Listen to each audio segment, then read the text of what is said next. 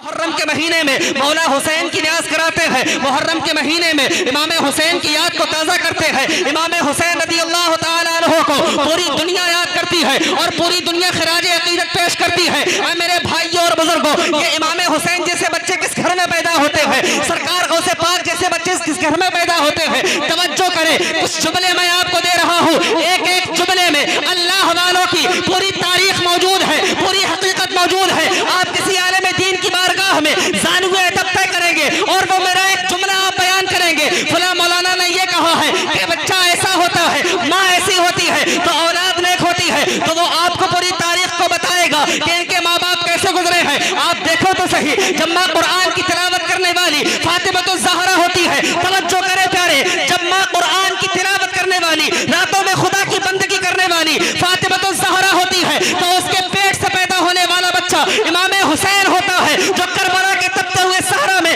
नेज़े पे कुरान की तिलावत करता है। जब माँ अल्लाह तबारक व तआला की बंदगी करने वाली और पारसाई का तकवा होने वाली सैयदा फातिमा ज़हरा रज़ियल्लाहु ताला अन्हा की कनीज़ उम्मुल खैर फातिमा होती है, तो उसके शिकम से जो बच्चा दुनिया में आता है वो गौसे आजम होता है, मुर्दों को जिलाने वाला गौसे आजम पैदा होता है। जब माँ नेक होती है और माँ बीबी माह नूर होती है, तो बेटा 95 लाख गैर मुस्लिमों को कलमा पढ़ाने वाला गरीब नवाज पैदा होता है। जब माँ आरिफा होती है तो उसके शिकम से पैदा होने वाला बच्चा बाबा फरीदुद्दीन गंजे शकर होता है। जब माँ सदरे मोहल्ला होती है तो बेटा सुल्तान हिंद फिशोदा सरकार सैयद सालार मसूद गाजी पैदा होता है। जब माँ नेक होती है, और माँ कैसी नेक होती है, जब माँ नेक होती है तो उसके शिकम से पैदा होने वाला बच्चा नजदियत की धुएं उठाने वाला, नजदियत को धूल चटाने वाला सरकार सैयदी इमाम अहमद रजा खान पैदा होता है। जब माँ नेक होती है तो उसके शिकम से पैदा होने वाला बच्चा हुकूमत को बदलने वाला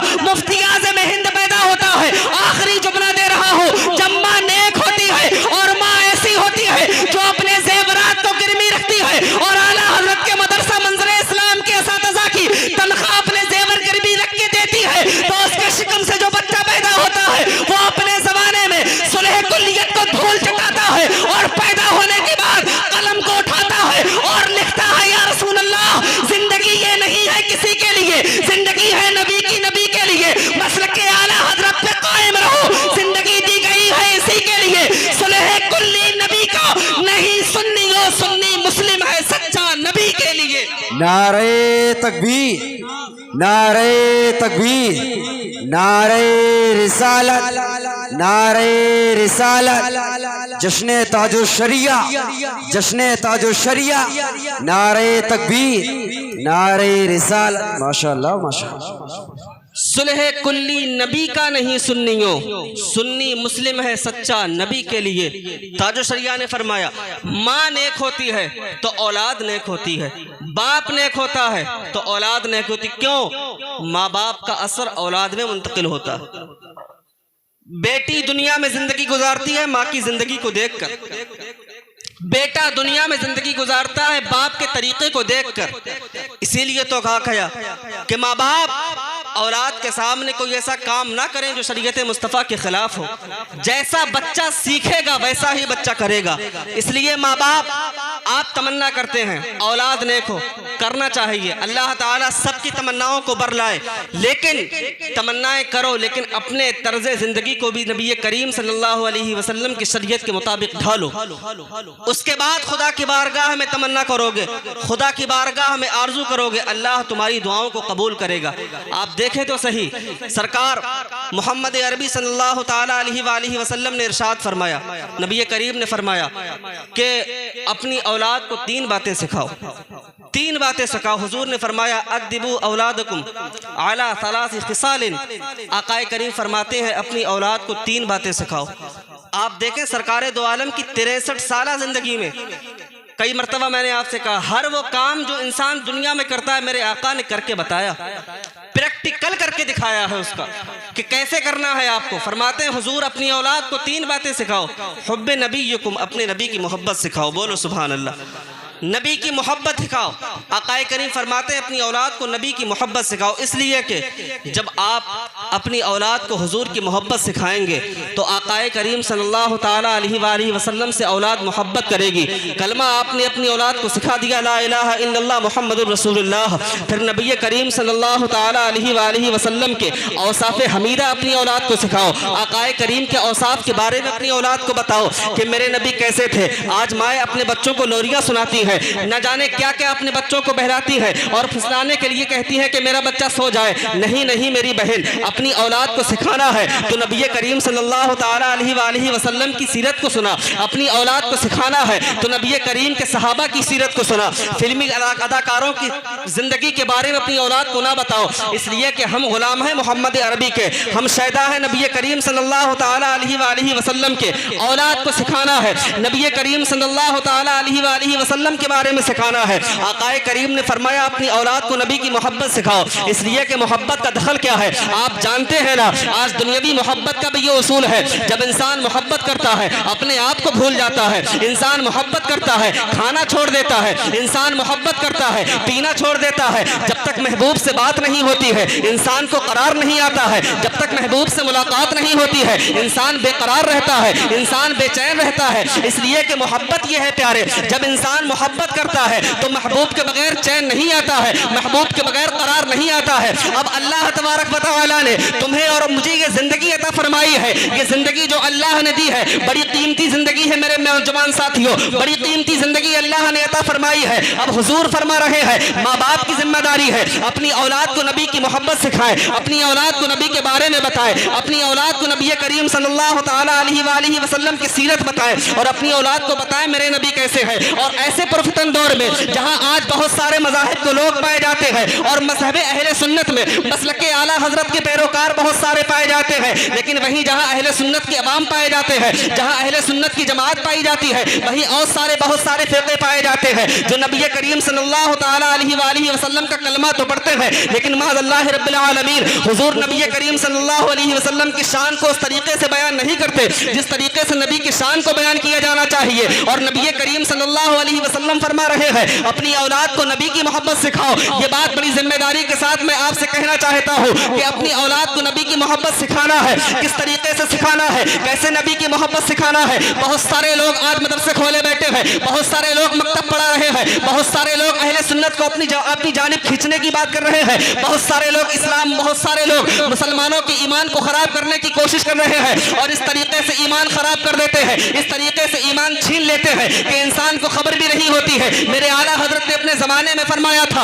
आँख से काजल साफ चुरा ले यावे चोर बला के है, तेरी गठरी ताकी है और तूने नींद निकाली है, सोना जंगल रात अंधेरी छाई बदली काली है, सोने वालों जागते रहियो चोरों की रखवाली है। अब ऐसे माहौल में तुम्हें अपनी औलाद की तरबियत करना है, तुम्हें अपनी औलाद को नबी की मोहब्बत सिखाना है। अब किस तरीके से नबी की मोहब्बत सिखाना है। बहुत सारे लोग दुनिया में पाए जाते हैं जो नबी का कलमा भी पढ़ रहे हैं, नमाजें भी पढ़ रहे हैं, रोजे भी रख रहे हैं, हज और ज़कात भी कर रहे हैं, लेकिन वो नबी की शान किस तरीके से बयान करते हैं आप सोशल मीडिया पे डाल के देख लो। बहुत सारे लोग आपको टोपी लगाए हुए नजर आ जाएंगे, उनके सरों पे अमामा भी होगा, उनके बदन पे जुब्बा और कुब्बा भी होगा, लेकिन आप यूट्यूब पे जाके देख ले वो जब नबी की शान बयान करते हैं तो माज़अल्लाह रब्बिल आलमीन बोलते क्या है, उनकी जबान से जुमले कैसे अदा होते हैं। बोलते हैं मोहम्मद हमारी तरह बशर है। अभी मौलाना साहब ने कहा था मोहम्मद हमारी तरह बशर है, बात कर रहा है आमिना के लाल की, बात कर रहा है तेरे मेरे नबी की, बात कर रहा है मोहम्मद रसूलुल्लाह की, जबान मरदूद की है और बोलता है नबी हमारी तरह बशर है। मोहम्मद मर के मिट्टी में मिल गए,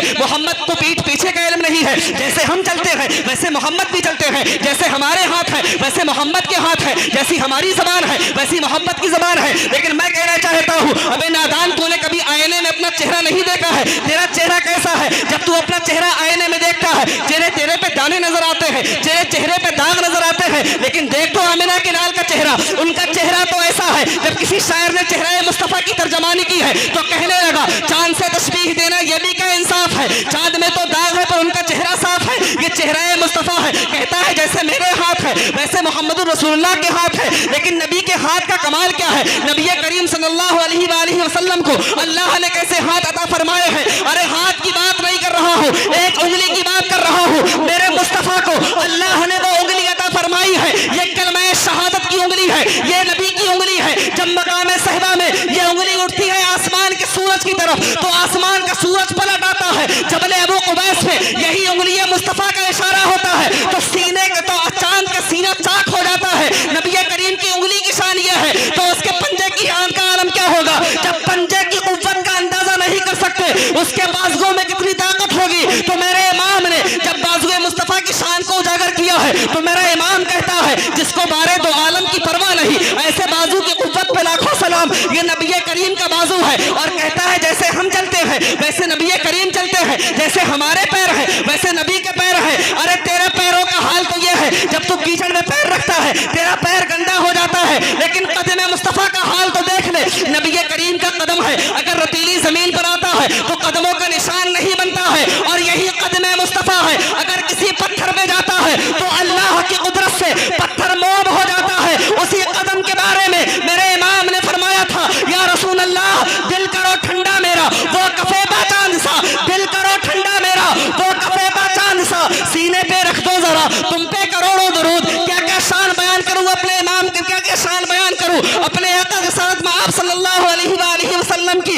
ऐसा अल्लाह ने बनाया है, ऐसा अल्लाह ने बनाया है मेरे इमाम को, मेरे ऐसा अल्लाह ने बनाया है मेरे आका को, और ऐसा मर्तबा दिया है। ये नादान कहता है हमारी तरह है, ये नादान नबी में ऐब तलाश करता है, नबी करीम की जात में नुक्स निकालता है। लेकिन सैयदी सरकार आला हजरत रज़ी अल्लाह तआला अन्हु ने जब शान मुस्तफा को बयान किया है, तो आका करीम को शान बयान करते हुए और इख्तिताम करते हुए मेरे इमाम ने फरमाया था कि मेरे आका की शान तो ये है, वो मर्तबा अल्लाह ने दिया है, वो मकाम अल्लाह ने दिया है। तू कहता है मेरी तरह है, तू कहता है जैसे हम चलते हैं वैसे है, जैसे हम बोलते हैं वैसे नबी बोलते हैं, जैसे हम हैं वैसे मोहम्मद रसूलुल्लाह है, ऐब निकालता है। लेकिन मैं कहता हूँ तूने बुखारी नहीं पढ़ी है, तूने मुस्लिम नहीं पढ़ी है, तूने नबी करीम की शान को नहीं पढ़ा है। अगर तू नबी की शान को पढ़ लेता, और कैसे पढ़ता, इस तरीके से पढ़ता जैसे नकी अली खां के बेटे ने पढ़ा है, जब तू इस तरीके से पढ़ता और इसके रजा में झूम कर पढ़ता, नबी करीम सल्लल्लाहु अलैहि वसल्लम के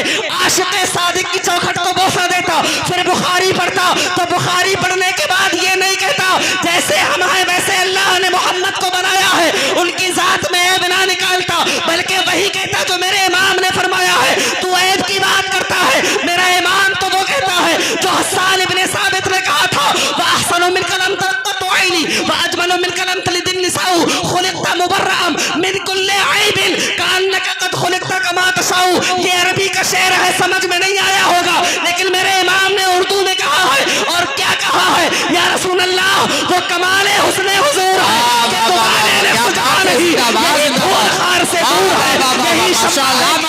नारे तकबीर, नारे रिसालत, मसलके आला हजरत, फैजाने आला हजरत हजरत अल्लामा मुफ्ती खालिद हुसैन मंजरी, जिंदाबाद जिंदाबाद। बहुत अच्छा माशाअल्लाह, क्या बात है, जिंदाबाद जिंदाबाद। ऐब की दूर की बात है, ऐब दूर की बात है। यही हसन ने कहा था, खुलिक़्ता मुबर्रअम मिन कुल्लि ऐबिन, यही मेरे इमाम ने कहा।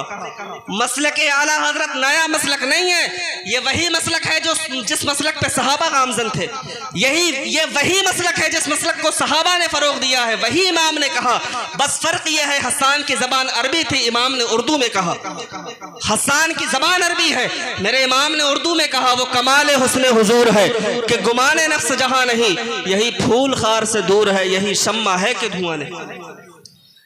ऐसी मोहब्बत सिखाओ, और ये मोहब्बत आपको मसलके आला हजरत में मिलेगी, आला हजरत की तालीमात में मिलेगी। औलाद को नबी की मोहब्बत सिखाओ।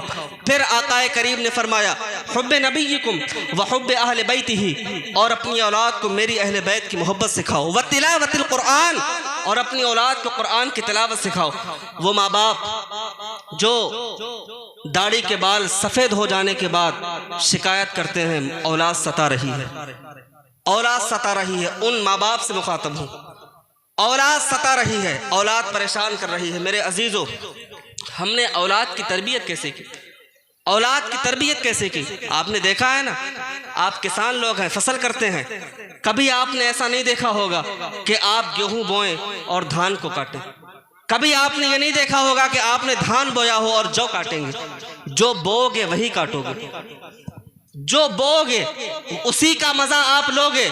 इसीलिए अगर औलाद की तरबियत आपने अच्छे से की होती, उस तरीक़े से की होती जैसे मेरे नबी करीम ने फरमाया है, तो कभी आपको ये शिकायत नहीं होती, कभी आपको ये शिकवा नहीं होता कि औलाद सता रही है, औलाद परेशान कर रही है, बेटी परेशान कर रही है, बेटा परेशान कर रहा है।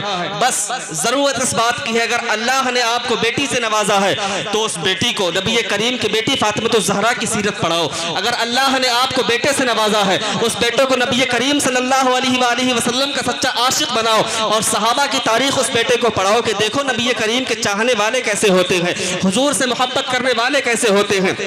नबी करीम सल्लल्लाहु ताला अलैहि वसल्लम के मिशन पे चलने वाले कैसे होते हैं, ये आपको अपनी औलाद को सिखाना है। जब इस तरीके से आपकी औलाद परवान चढ़ेगी तो अल्लाह रब्बुल इज्जत की ज़ात की कसम खा के कहता हूँ, कभी आपकी औलाद आपको परेशान नहीं करेगी, इसलिए कि आपकी औलाद ने पढ़ा होगा कि अल जन्नतो तहता अक़दामिल उम्महात, जन्नत माओं के कदमों के नीचे अल्लाह ने रख दी है। अल्लाह तबारक व तआला ने बाप का मर्तबा क्या बनाया है, अल्लाह ने माँ की शान क्या बनाई है। जब औलाद ये जानती होगी, वो औलाद कभी माँ बाप को ईज़ा नहीं देगी, वो औलाद कभी माँ बाप को तकलीफ नहीं देगी। और मेरे नौजवानों, में तुमसे भी एक बात कहना चाहता हूँ, अल्लाह ने तुम्हें माँ बाप का जरिया बनाया है, अल्लाह ने तुम्हारे माँ बाप को तुम्हारे लिए बहुत बड़ा रहनुमा बनाया है। माँ बाप तुम्हारे लिए बहुत बड़ी अल्लाह की नेमत है, इन वालिदैन की कदर कर लो। इसलिए कि आप जानते नहीं हैं, जब हमारी शादी हो जाएगी, आपकी शादी हो जाएगी, हम और आप साहिब औलाद हो जाएंगे, फिर हम औलाद को परवान चढ़ाएंगे, हम औलाद को पालेंगे, तब हमें मालूम चलेगा कि औलाद अल्लाह की कितनी बड़ी नेमत है और कितनी मशक्क़तें करना पड़ती है। ये कमाल भाई ने अपने बेटे का अकीक़ा किया है, औलाद ही की मोहब्बत में किया है, औलाद के प्यार में किया है। बाप अपने माल को खर्च करता है, औलाद की मोहब्बत में करता है। नौजवानों, तुम्हें मालूम नहीं है हमारे माँ बाप ने हमारे लिए क्या क्या नहीं किया है। माँ बाप की जिम्मेदारी है कि औलाद को परवान चढ़ाएं, और औलाद की भी कुछ जिम्मेदारियां हैं, इसलिए कि शरीयत इस्लामिया में बाप के भी हुकूक हैं औलाद पर, और औलाद के हुकूक हैं बाप पर। सारे के हुकूक हैं, हर इंसान के हुकूक हैं। शौहर का हक बीवी पर है, बीवी का हक शौहर पे है। इसी तरीके से औलाद पर माँ बाप के हुकूक हैं और माँ बाप के औलाद पर हुकूक हैं। आप देखें तो सही, हमने अपने आप को भुला दिया है। माँ बाप कितनी बड़ी अल्लाह की नेमत है, माँ बाप औलाद के लिए क्या नहीं करते हैं। तवज्जो से मेरी बात को सुनना, और एक मंजर मैं आपके सामने पेश करना चाहता हूँ। माँ बाप कितनी कुर्बानियाँ देते हैं औलाद के लिए। एक बाप है जिसकी शादी होती है, एक भाई है जिसकी शादी होती है। अब वो भाई शादी का सिलसिला गुजरता जा रहा है, 5 साल का अरसा गुजर गया, 10 साल का अरसा गुजर गया, कोई औलाद उसके आंगन में नहीं आई, कोई औलाद उसकी गोद में नहीं आई। वो माँ बाप जब भी किसी अल्लाह वाले के दरबार में जाते हैं, मसलन गरीब नवाज के दरबार में पहुंचती है, तो वो माँ जब भी अपने आंचल को फैलाती है, अल्लाह की बारगाह में औलाद को सवाल करती है। वो बाप जब भी अल्लाह वाले के दरबार में दुआ के लिए हाथों को दराज करता है, अल्लाह की बारगाह में औलाद के लिए सवाल करता है। नौजवानों, सुनो सुनो, हमारे माँ बाप ने हमारे लिए क्या नहीं किया। हमारे माँ बाप हमारे लिए जा रहे हैं, अल्लाह वालों के दरबार में जा रहे हैं। गरीब नवाज के दरबार में जाता है बाप, औलाद का सवाल करता है। बे औलाद बाप है अगर साबरे कलियरी की बारगाह में जाता है, औलाद का सवाल करता है। बाप अगर बे औलाद है, सैयद सालार मसूद गाजी के मजार पे जाता है, अल्लाह की बारगाह में उनके वसीले से औलाद का सवाल करता है। माँ किसी भी अल्लाह वाले के मजार पे जाती है, माँ जब भी अपने आंचल को पसारती है, जब वो कभी अल्लाह वाले के दरबार में ये दुआ नहीं करती है, मेरा हुस्न बरकरार रहे, मेरा शौहर जो है बहुत सारा मालो सर मेरे लिए जमा कर दे। नहीं नहीं प्यारे, बे औलाद चाहे माँ हो, बे औलाद चाहे बाप हो, किसी भी अल्लाह वाले के दरबार में जाता है, हमेशा औलाद के लिए सवाल करता है। अब आप जरा गौर तो करो, हमारे माँ बाप ने हमें दुआओं से मांगा है, हमारे माँ बाप ने हमारे लिए खुदा की बारगाह में दुआएं की है, हमारी माँ ने हमारे लिए मन्नतें मानी है, तब अल्लाह ने हमें दुनिया में भेजा है। अब हम दुनिया में आ गए हैं, 6 साल का बच्चा है दुनिया में आया है, 6 दिन का बच्चा है दुनिया में आया है, 6 माह की जिंदगी दुनिया में गुजारने वाला बच्चा है। आपने कभी नहीं देखा होगा 6 माह का बच्चा कलाम करता हो, आपने कभी नहीं देखा होगा 6 दिन का बच्चा कलाम करता हो, आपने कभी नहीं देखा होगा 1-2 माह का बच्चा हो कलाम कर रहा हो। लेकिन देखो तो नौजवानों, हमारे माँ बाप ने हमें दुआओं से मांगा है। अब हम दुनिया में आ गए हैं, तो हमारे माँ बाप का रवैया हमारे साथ क्या रहा, हमारे माँ बाप का अखलाक हमारे साथ क्या रहा।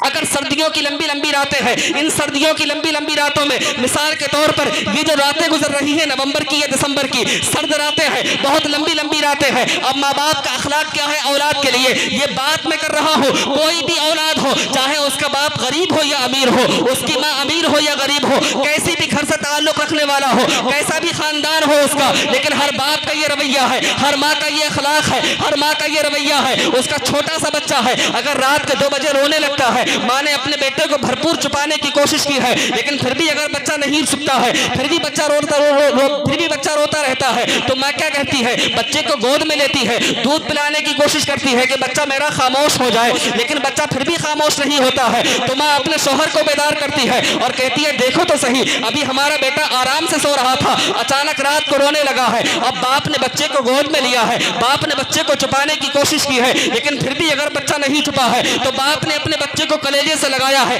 मस्जिद का रुख किया है, इमाम साहब का दरवाजा खटखटाया है, इमाम साहब बेदार हुए, कहा बताओ कैसे आना हुआ, कहा देखो बच्चा अभी आराम से सो रहा था, अचानक रात को रोने कैसे लगा, बच्चा बोल नहीं सकता, उसके पैर में दर्द है, बच्चा बोल नहीं सकता, उसके सीने में दर्द है, बच्चा बोल नहीं सकता, उसके हाथ में दर्द है। इमाम को जो काम था उसने काम कर दिया, दम करना इमाम का काम है, इमाम ने दम कर दिया, लेकिन अगर फिर भी बच्चे को करार नहीं आया, अगर फिर भी बच्चे को सुकून नहीं मिला है, तो बाप ऐसा नहीं करता है कि बच्चे को लाके घर में लिटा दिया है, माँ की गोद में दे दिया है कि चलो इसको सुबह डॉक्टर को दिखा देंगे। नहीं नहीं प्यारे, बल्कि बच्चे को बाप ने गोद में लिया है। अगर बच्चे को करार ना मिला है, बच्चे को गोद में लेने के बाद बच्चे के बाप जाता है डॉक्टर के पास में और कहता है, देखो मेरे लाल को क्या हुआ, देखो मेरे बेटे को क्या हुआ, अचानक रात को रोने लगता है। अब डॉक्टर का काम है दवा देना, डॉक्टर का काम है इलाज करना, डॉक्टर ने इलाज कर दिया, लेकिन जब छोटा डॉक्टर होता है, गांव का डॉक्टर होता है, वो यूं ही इलाज करना शुरू कर देता है। उसके बावजूद अगर बच्चे को करार नहीं मिलता है,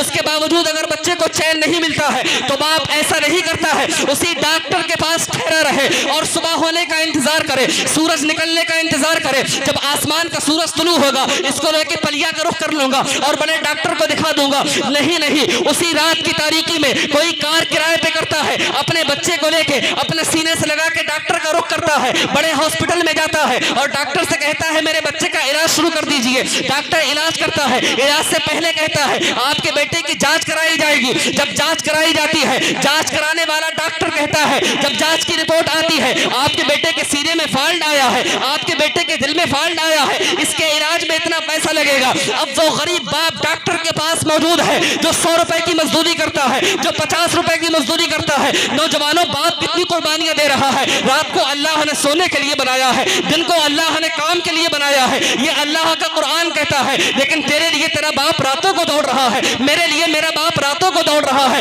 किस लिए दौड़ रहा है? अल्लाह मेरे बेटे की आवाज में नरमी दे दे, अल्लाह मेरे बेटे के दर्द को कम कर दे, अल्लाह मेरे बेटे की तकलीफ को दूर कर दे। रातों का रुख करता है। 500 रुपए की मजदूरी करने वाला है बाप, 400 की मजदूरी करने वाला है बाप। वो बाप मजदूरी करता है तब उसके घर में चूल्हा जलता है, वो बाप जब काम करता है तब उसके घर में आग जलती है, वो बाप जब काम करता है तब तेरे लिए अनाज का इंतजाम करता है। उसके पास मालो जर नहीं है, उसके पास बैंक बैलेंस नहीं है, लेकिन तू बीमार पड़ गया है तो तेरी बीमारी के चलते तेरा बाप बड़े हॉस्पिटल में लेके गया है। अब डॉक्टर ने रिपोर्ट आने के बाद कहा है आपके बच्चे के दिल में फॉल्ट आया है, आपके बच्चे के कलेजे में दर्द है, आपके बच्चे की रिपोर्ट में ऐसा आया है, इतना पैसा इलाज में लगेगा। मिसाल के तौर पर अगर डॉक्टर ने कह दिया आपके बेटे के इलाज में 1 लाख रुपया लगेगा, तो वो गरीब बाप कभी ये नहीं कहता अभी इलाज शुरू मत करना, पहले पैसे का इंतजाम कर लो, उसके बाद इलाज शुरू कर लेना।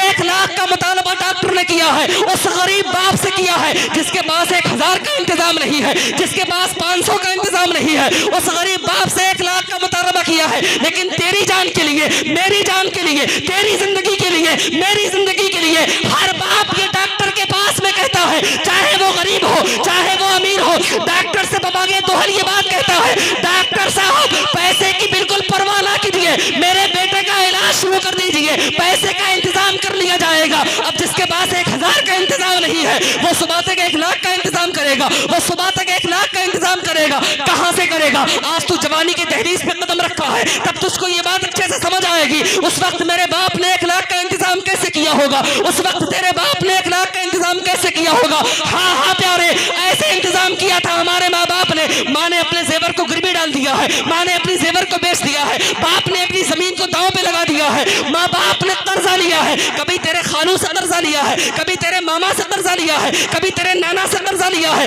कभी अपने दोस्तों अहबाब से कर्जा लिया है और डॉक्टर की फीस को पे किया है। और तू जवान हो गया, जब तू और जवानी की दहलीज पे पहुंचता है, तेरी अच्छी तालीम का इंतजाम तेरा बाप करता है, तेरी अच्छी तालीम का इंतजाम तेरा बाप करता है। लेकिन शहर में जाके जब यूनिवर्सिटी में तू तालीम हासिल करता है, शहर में जाके बड़े बड़े कॉलेज में तालीम हासिल करता है, तूने मगरिबी तहजीब के दलदल को छू लिया है, तू लौट धार में पड़ गया, तूने अपने दोस्त बना लिया है, कॉलेज के दोस्त बना लिए है, बाप का फोन आता है, बाप से बात करने के लिए तैयार नहीं, माँ का फोन आता है, माँ से बात करने के लिए तैयार नहीं। अबे नादानो, भूल गए हो। एक कहने वाले ने कहा था, बाप ने तुझे पढ़ाया है, बाप ने तेरी तालीम का पैसे दिया है, लेकिन भूल गया है वो गरीब बाप जो गांव में पसीना बहाता है, वो गरीब बाप जो खेत में हल चलाता है। तू भूल गया है तेरी तालीम का इंतजाम कैसे किया है। एक कहने वाले ने दर्द को बयान किया है, शहर में आके पढ़ने वालों भूल गए हो किसकी माँ ने कितना जेवर बेचा है। मेरे अजीजों, मैं ये बातें आपके सामने जो अर्ज कर रहा हूँ, ये सिर्फ मेरे दर्द का दर्द है जो मैं आपके सामने बयान कर रहा हूँ। मेरी तकरीर तबे यार को बेचैन करती है, सबब क्या है वही कहता हूँ जिस दिल पे गुजरती है। मैंने मुशाहिदा किया है, मैंने अपने ऐसे नौजवान को देखा है, भूल गया माँ बाप को कि माँ बाप ने कैसे पाला है। ये एक छोटा सा रुख मैंने तेरे सामने रखा है। तेरे बाप ने तेरी जवानी की परवाह नहीं की है, तेरे बाप ने अपनी दौलत की परवाह नहीं की है। तुझे परवान चढ़ाने के लिए तेरे माँ बाप ने सब कुछ कुर्बान कर दिया है। और इन माँ बाप की शान तो यह है, जब तू घर से बाहर जाता है बाप से सलाम नहीं करता है, घर से बाहर जाता है माँ से कलाम नहीं करता है, इसलिए कि तेरे बाजुओं में दम आ गई, तेरी जबान में दम आ गई, तेरे वजूद में कुव्वत आ गई। अल्लाह रब्बुल इज्जत की जात की कसम है, अगर जो तेरी जबान में ताकत आई है, तेरे बाजुओं में कुव्वत आई है, ये उसी तेरी माँ का सदका है जिसने अपना दूध खूने जिगर की शक्ल में तेरे सीने में मुंतकिल किया है। अगर बाप अपनी खून पसीने की कमाई तुझे ना देता, माँ अपना दूध खूने जिगर की शक्ल में तेरे सीने में मुंतकिल ना करता, तो कभी तेरे बाजू ताकतवर ना होते, कभी तेरे बदन में कुव्वत ना आती। और जब तू घर से बाहर जाता है अपनी ताकत पे नाज करता है, अपने बाजुओं पे नाज करता है, भूल जाता है बाप से सलाम करना, भूल जाता है माँ के कदमों को बोसा देना।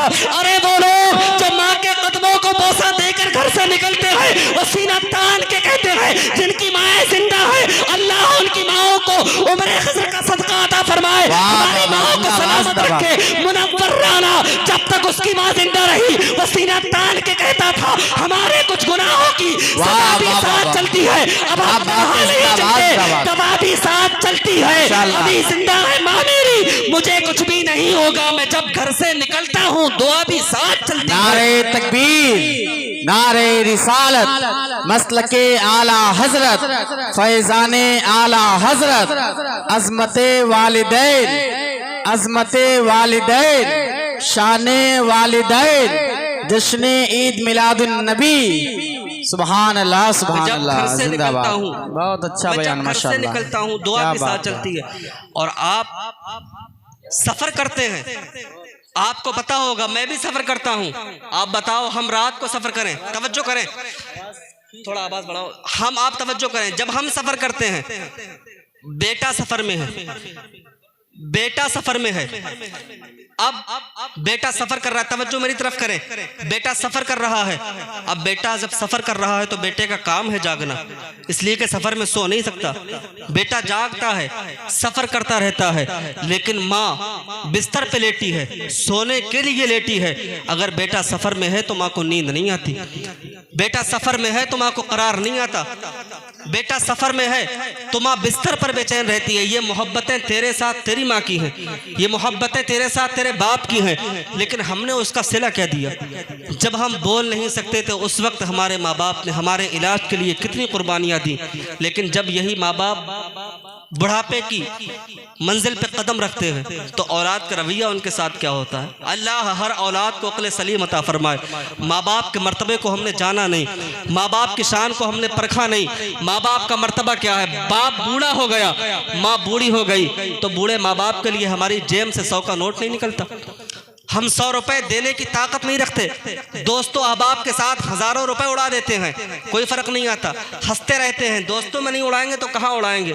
माँ के लिए 100 का नोट नहीं निकलता, बाप के लिए 100 रुपए नहीं निकलते जेब से। अरे ये पैसा किसका है। पैसा तेरा नहीं है, पैसा तेरे बाप का है। तू और तेरा माल सब तेरे बाप का है। नबी करीम ने फरमाया सब तेरे बाप का है। माँ बाप के लिए तुम्हारी जेब से पैसे नहीं निकलते। हमने माँ बाप को समझा क्या, और उसकी असल वजह यह है कि हमने माँ बाप की शान को पढ़ा नहीं, हमने माँ बाप के मर्तबे को जाना नहीं। अगर हम माँ बाप के मर्तबे को जान लेते, माँ बाप की शान को पढ़ लेते, तो कभी अपने माँ बाप को ईज़ा नहीं देते, कभी अपने माँ बाप को सताते नहीं। माँ बाप की शान क्या है। एक हदीस पाक नबी करीम सल्लल्लाहु ताला अलैहि वसल्लम की सुने। हुजूर सल्लल्लाहु ताला अलैहि वसल्लम की बारगाह में एक साइल आया, अर्ज करने लगा हुजूर माँ बाप की दुआ औलाद के हक में कैसी है। आज तुम परेशान होते हो, हम परेशान होते हैं। इंसान किसी का मुरीद है तो अपने पीर के पास जाता है, कभी मस्जिद के इमाम के पास जाता है, कभी किसी के पास जाता है, मेरे लिए दुआ कर दे, मैं परेशान हूँ, मेरे लिए दुआ कर दे। और घर में माँ बाप बैठे, माँ से कभी नहीं कहता मेरे लिए दुआ कर दे, माँ से कभी इस्तिगासा नहीं करता माँ की बारगाह में मेरे हक में दुआ कर दे। पीर के पास जाएगा मेरे लिए दुआ कर दे, अल्लाह वालों के मज़ार पे जाएगा अपनी परेशानी लेकर, अपनी फरियाद लेकर, मेरी परेशानी दूर हो जाए। ऐ मेरे बुजुर्गों, नबी करीम सल्लल्लाहु ताला अलैहि वसल्लम की बारगाह में साइल आया, अर्ज करने लगा हुजूर माँ बाप की दुआ औलाद के हक में कैसी है। तो नबी करीम सल्लल्लाहु ताला अलैहि वसल्लम ने इरशाद फरमाया, माँ बाप की दुआ जानना चाहता है, माँ बाप की दुआ औलाद के हक में कैसी है, तो सुन, माँ बाप की दुआ औलाद के हक में ऐसी है जैसी मुझ मोहम्मद की दुआ अपनी उम्मत के हक में, जैसी नबी की दुआ उम्मत के हक में। तो पता क्या चला, किसी पीर, किसी आलिम, किसी वली की दुआ में वो असर नहीं जो अल्लाह ने तेरे माँ बाप की दुआ में रखा। माँ बाप की दुआ में जो अल्लाह ने असर रखा है, किसी की दुआ में वो असर नहीं है। इसलिए कोई भी परेशानी आए, कोई भी परेशानी आए, माँ बाप की बारगाह में जाओ और माँ से कहो माँ मेरे लिए दुआ कर दे, बाप से कहो बाप मेरे लिए दुआ कर दे।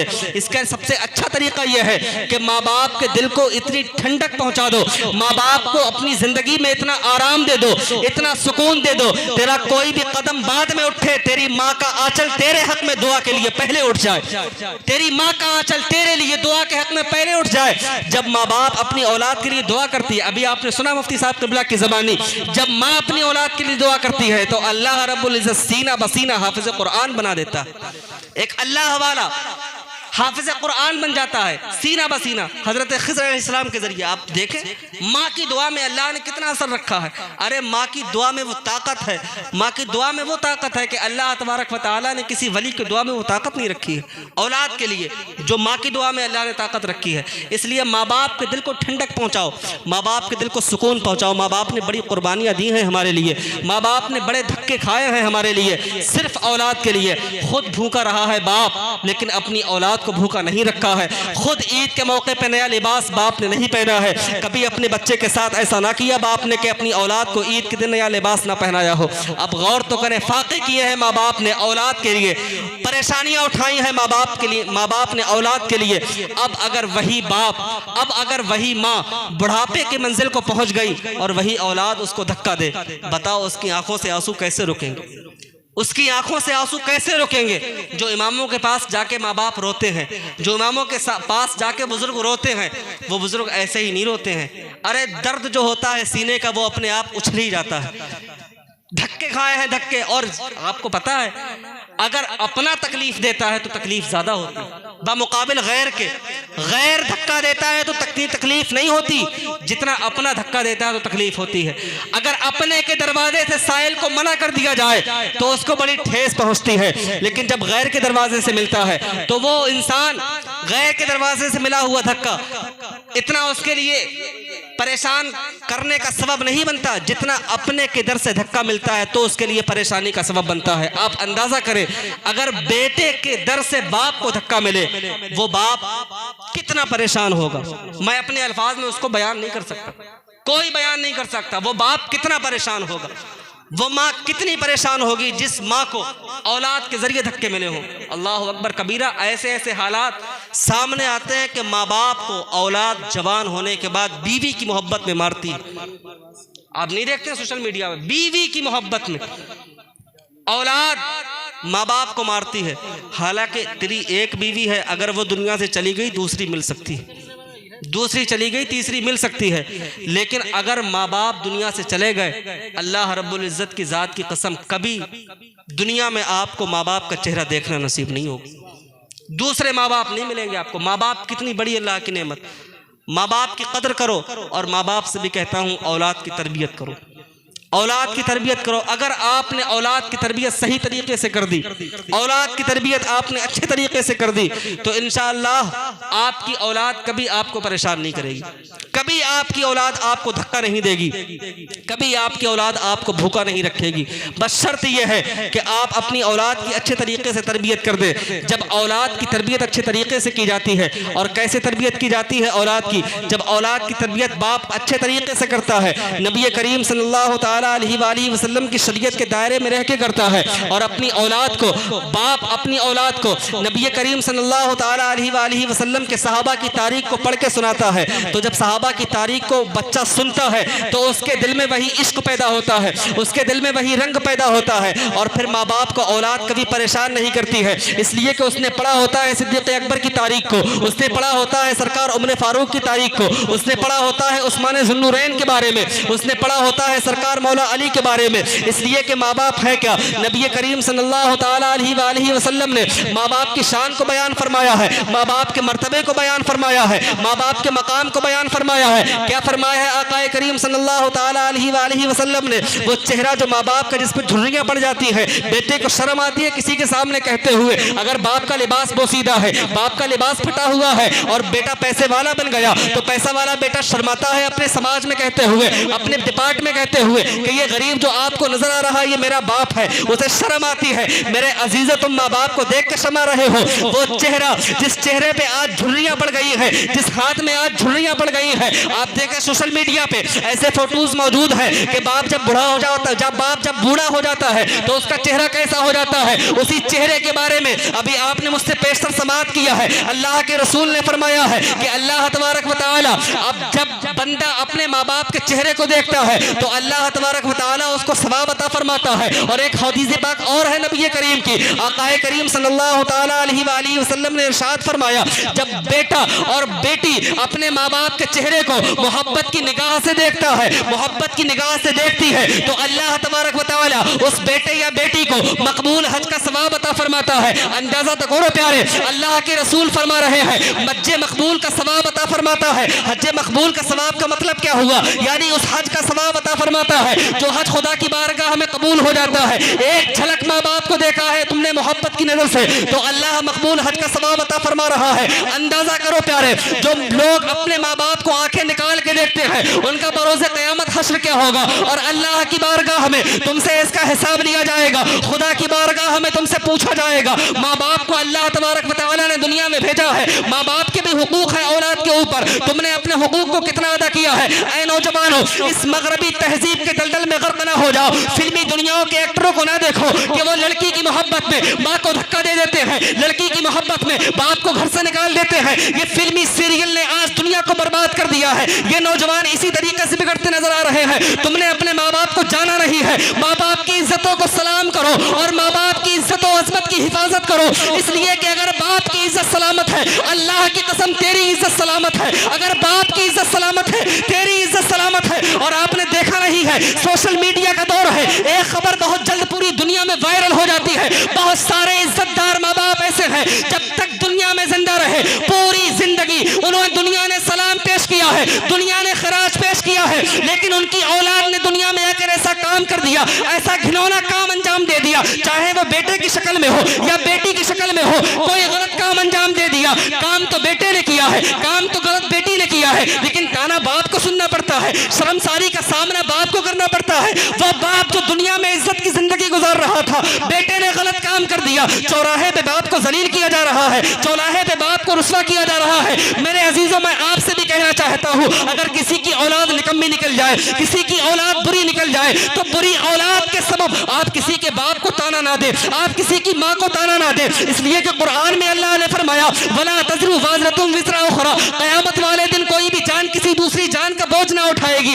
अगर बेटे ने गलती की है सजावार बेटा होगा, बेटी ने गलती की है सजावार बेटी होगी, लेकिन माँ बाप को ताना क्यों दे रहे हो। मैंने ऐसा भी माहौल दुनिया में देखा है, किसी बाप के बेटे ने गलत काम कर दिया, किसी बाप की बेटी ने गलत कारी कर दी, तो बाप को ताना दिया जाता है तूने तरबियत कैसी की है। मैं आपसे कहना चाहता हूँ, आप अपनी तरबियत का हक अदा कर दे और अल्लाह की जात से उम्मीद रखे, नमाजों में औलाद के लिए दुआएं किया करे, नमाजों में औलाद के हक में दुआएं किया करे कि औलाद आपकी राह रास्त पे रहे। अल्लाह रब्बुल इज्जत की जात से उम्मीद है, जब आपने औलाद की तरबियत कर दी और औलाद को अच्छे से पाल दिया, औलाद की अच्छी से तरबियत कर दी, तो इंशाअल्लाह अज़ीज़ ये औलाद मर तो जाएगी लेकिन हमेशा यही कहती रहेगी बुलबुल से बहरे हाल नशे माहौल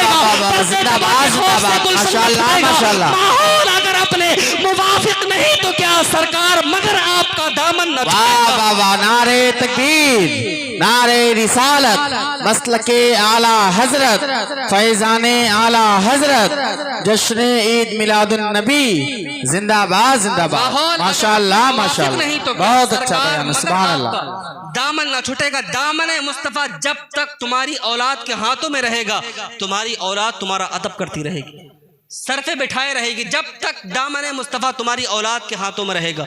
और फिर मगरबी तहजीब में कितना भी बच्चा चला जाए, कितना भी आपका बच्चा उरूज हासिल कर ले, कितना भी दुनियावी एजुकेशन में आपका बच्चा आगे चला जाए, लेकिन कभी भी आपके बेटा आपके मकाम, आपके वकार को मजरू नहीं होने देगा, कभी आपकी इज्जत में कमी नहीं आएगी। इसलिए कि अपने बच्चों की जिंदगी में सबसे पहले आप हुजूर की सीरत को पिन्हा कर दें अपने बच्चे की जिंदगी में। इसलिए कि आपने देखा, तोता लेके आते हो, कबूतर लेके आते हो, आखिरी बात अर्ज करके बात को खत्म कर रहा हूँ, तोता लेके आते हो, कबूतर लेके आते हो, आप उसको पालते हैं, उससे बातें करते हैं और उसको पिंजरे में रखते हैं, सिखाते हैं,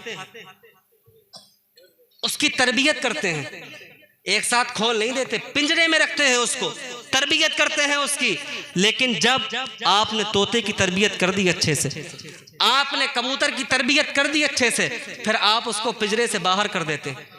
अब वो आपका तरबियत याफ्ता है, वो उड़ता तो है आसमान में, जाता है कभी मेरी छत पे, कभी आपकी छत पे, कभी किसी की छत पे जाता तो है, लेकिन सूरज ढलने से पहले वो आप ही की छत पे आ जाता है, आप ही की छत पे आता है। क्यों? इसलिए कि आपने उसकी तरबियत की है, वो पहचान गया है आपको, वो जान गया है आपको, कहीं भी जाए वो, लेकिन वो आपसे गद्दारी नहीं करेगा। इसी तरीके से बिला तशबीह हो बिला तमसील औलाद को सीरत मुस्तफ़ा पढ़ा दो और उसकी जिंदगी में मुंतकिल कर दो, फिर चाहे वो यूनिवर्सिटी में रहे, चाहे वो कॉलेज में रहे, चाहे वो दुनियादार के साथ रहे, चाहे वो बिजनेसमैन के साथ में रहे, किसी के भी साथ में रहे, वो जान गया है कि माँ बाप क्या है, वो जान गया है सरकार ने क्या फरमाया है माँ के बारे में, वो जान गया है नबी ने क्या फरमाया है बाप के बारे में, किसी के भी साथ में वो रहेगा।